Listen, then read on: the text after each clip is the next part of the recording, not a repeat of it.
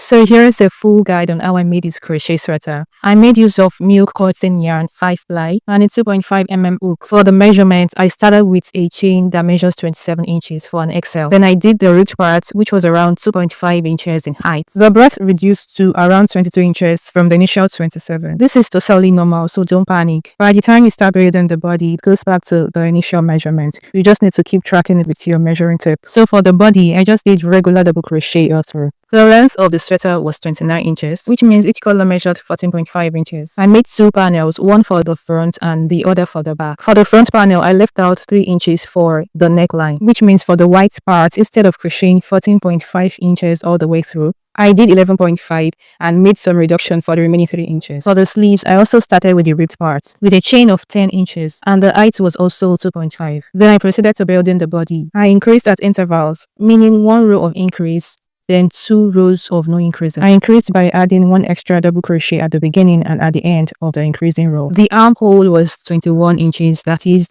10.5 at the front and 10.5 at the back. So I crocheted until the breadth of the sleeve measured 21 inches and it was also 21 inches in length. So you have to repeat the same process for the second sleeve and you have all your pieces ready for joining. For joining, I used the same 2.5 mm hook and I made use of the slip stitch method all through. Now for the neckline, I did single crochet around first, then I did the ribbon. So that's pretty much it.